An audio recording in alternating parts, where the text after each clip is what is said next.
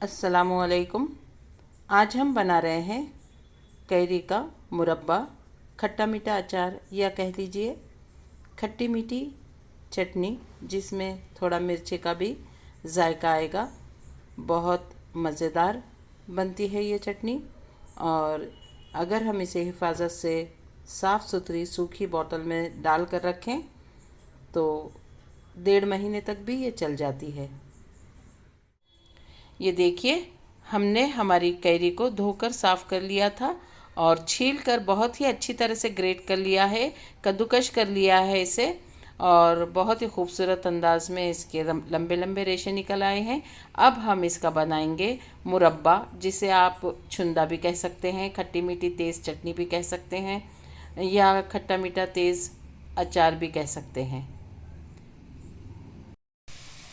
देखिए, इसे हमने एक बर्तन में निकाला है और पकने के लिए रख दिया है। वैसे हमारी कैरी जो थी 1 किलो, लेकिन गुठलियाँ काफ़ी बड़ी थी, इसलिए तीनों गुठलियाँ निकालने के बाद इतना कैरी का हमें कद्दूकश किया हुआ रेशा जो है हासिल हुआ है। अब जितना वज़न इस कैरी का है उतने ही मिकदार में हम इसमें शक्कर मिलाएंगे। आप चाहे तो इसमें आधा गुड़ और आधा शक्कर मिला सकते हैं। वैसे तकरीबन ये कैरी 700 ग्राम तक होना चाहिए, तो हम इसमें 300 ग्राम शक्कर और 350 ग्राम शक्कर और 350 ही ग्राम गुड़ मिलाएंगे, ताकि दोनों चीज़ें बराबर बराबर मिकदार में शामिल रहें।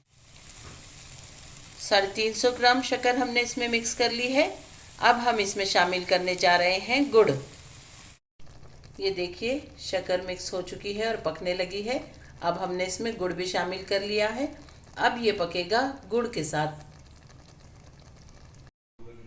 अब इस मुरब्बे में हम डालेंगे आधा चम्मच हल्दी, 1 चम्मच कश्मीरी लाल मिर्च, ये सिर्फ रंग देगी, इसमें तीखापन बिल्कुल नहीं है, रेगुलर लाल मिर्च का पाउडर, नमक सादा और काला नमक 1 चम्मच। नमक आप अपने जायके के मुताबिक डाल सकते हैं। और इसे अब इस स्टेज पर जब हम इसे शामिल करेंगे तो आप इसे चखकर नमक का जायका पता करके कम या बढ़ती जैसे भी आपको चाहिए इसे कर सकते हैं। देखिए, हल्दी, मिर्च, काला नमक और सफ़ेद नमक हम मिला चुके हैं। अब हम इसे पकने के लिए 10 मिनट तक रख देंगे, ताकि गुड़, शक्कर और ये तमाम मसाले आपस में अच्छी तरह से पककर मिक्स हो जाएं।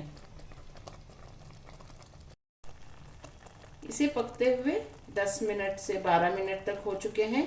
अब हम इसमें शामिल करने जा रहे हैं 1 चम्मच ज़ीरा कूटकर, 1 चम्मच कुटी हुई लाल मिर्च और 1 ही चम्मच सिर्फ और सिर्फ अदरक का पेस्ट।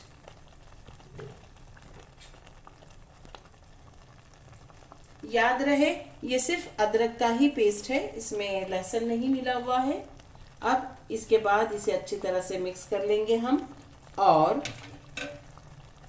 तकरीबन इसे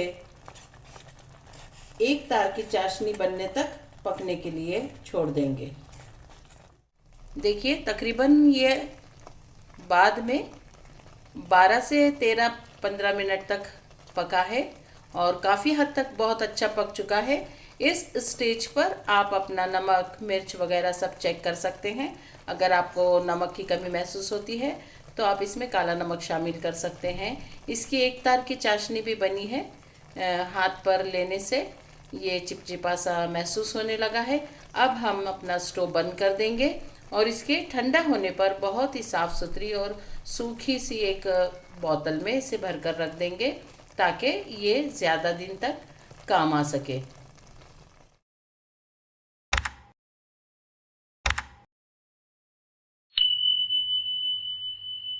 देखिए हमारा बहुत ही लजीज और जायकेदार छुंदा बनकर तैयार है। आप चाहे तो इसमें 4 मगज़ वगैरह भी डाल सकते हैं ताकि इसको और शानदार बना सके।